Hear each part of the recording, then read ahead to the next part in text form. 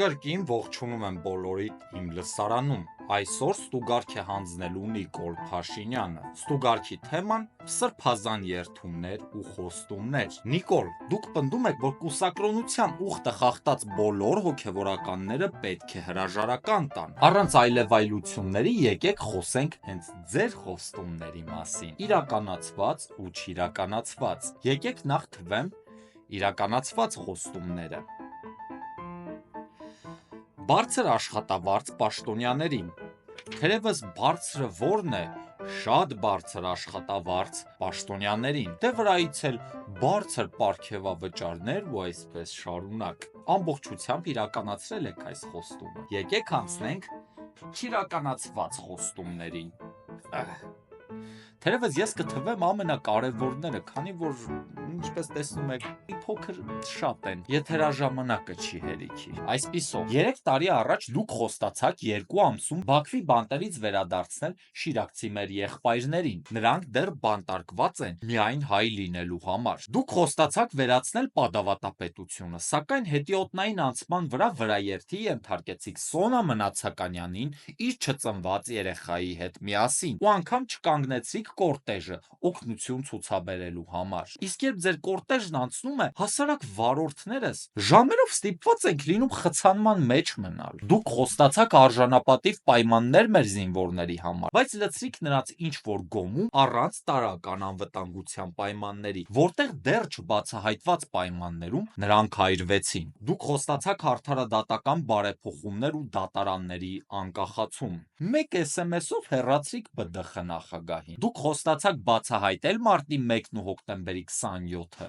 Հանրությունից գաղտնի պահեցիք։ Դուք խոստացաք պատժել կոռուպցիոներներին ու զոռբաներին, նորերին ձերոնց բերեցիք։ Դուք խոստացաք Շուշիի ու Հադրութի դեօկուպացիա, հանձնեցիք ողջ Արցախը։ Դուք արդեն 5-րդ տարին է խոստանում եք խաղաղություն, իսկ մենք այս ընթացքում ստացել ենք բազմաթիվ օկուպացված տարածքներ ու հարձակումներ, սկսած Սև լճից մինչև Ջերմուկ։ Իսկ հենց այսօր արդեն 2 ամիս է ողջ սահմանի երկայնքով թիրախավորվում է մեր խաղաղ բնակչությունը։ Ու ի վերջո դուք խոստացաք սեր ու համերաշխություն, բերեցիք ատելություն ու պառակտում։ Կարծում եմ բավարար է, ողջ օրը չեմ պատրաստվում թվել այս ամենը։ Ու ի դեպ, դուք պնդում եք, որ արևմտյան արժեքների կրող եք, պրոգրեսիվ։ Խնդրում եմ, բացատրեք այդ երբվանից արևմտյան արժեքների մեջ մտավ գեղական բամբասանքը, անձնական ինտիմ բնույթի նամակագրությունները հանրայնացնելը, շանտաժն ու այլոց կեղտոտ ներքնաշորերի մեջ քաջելը։ Իսկ փոքրամասնությունների իրավունքների պաշտպանությունն այնքան ժամանակ է նորաձև, քանի դեռ դուք չեք կարող այն օգտագործել որպես զենք օպոնենտների դեմ։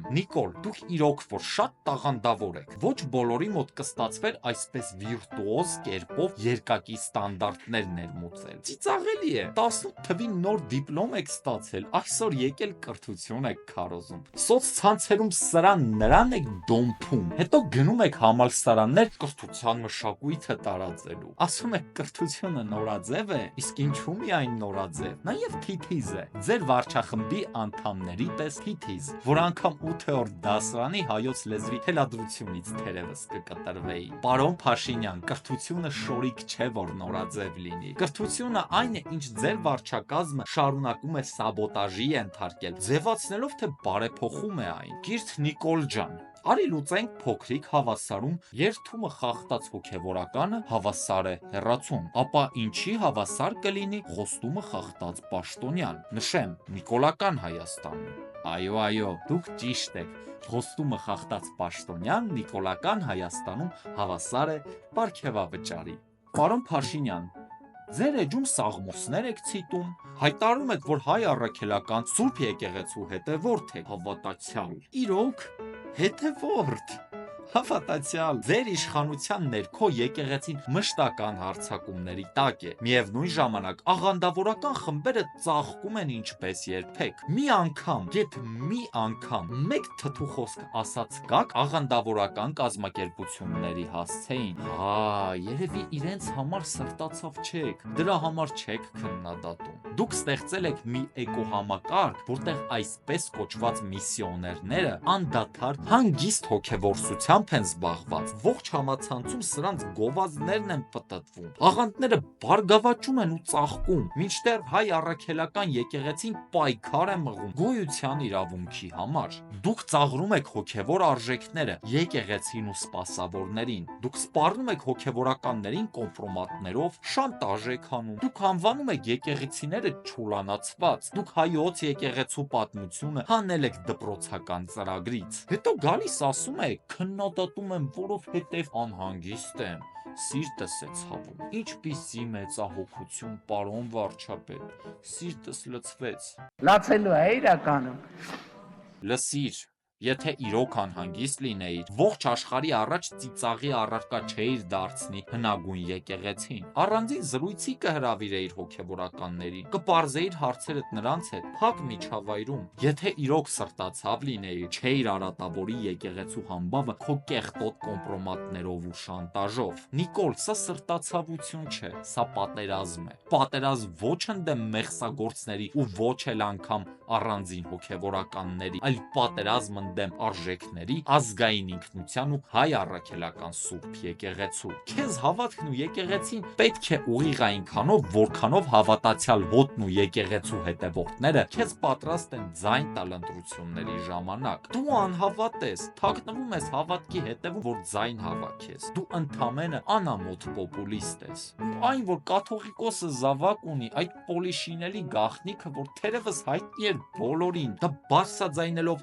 ինչ ակնկալիք ունես։ Ինչու էր այդ դեպքում 18 թվին սելֆիներ անում կաթողիկոսի հետ։ Չգիտեիր, որ զավակ ունի։ Հենց նոր իմացար։ Նշեմ, որ ինքս հիացած չեմ կաթողիկոսի կերպարով։ Էլ չասեմ սքեմ հագած Բենտլիավոր սրբազանների մասին, բայց արդյոք վատ կաթողիկոսին պիտի փոխի շատ վատ վարչապետը։ Ու քո խնդիրը կաթողիկոսը չէ ամենևին էլ։ Քո խնդիրը առաքելական եկեղեցին է, որպես ազգային ինստիտուտ։ Ու խնդիր չկա, ես դեմ չեմ, թող բոլոր ուխտը խախտած սրբազանները հեռանան, բայց արդյոք այնքան բարոյական կգտնվես եւ դու, որ որպես խոստումները դրժած պաշտոնյա դու էլ հեռանաս։ Իհարկե պատրաստ չես, աթոռից ես կարճած։ Դու ասում ես, թե քո զգացմունքներ որպես առաքելական եկեղեցու հետևորդի ու հավատացյալի վիրավորված են կուսակրոնությանը անհավատարիմ հոգևորականներից։ Իսկ արդյոք որպես հավատացյալ զգացմունքներդ չվիրավորվեցին կանաչ ժամի ու տասնյակ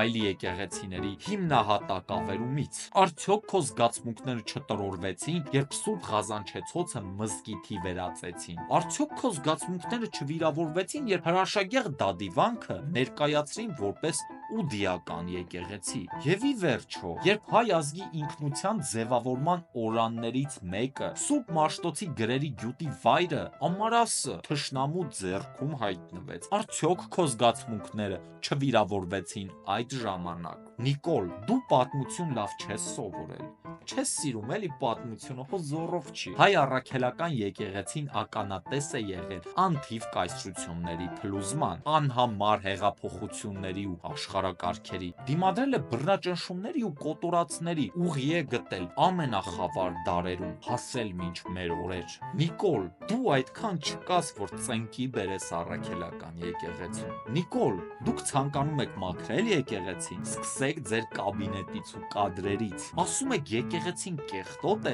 նախ լողացրեք Հաշոտիկին։ Դուք ցանկանում եք երթումը խախտած հոգևորականները հեռանան, դե ուրեմն պատասխանեք ինչ պետք է անի բոլոր խոստումները խախտած պաշտոնյան։ Մեկը չէ, երկուսը չէ,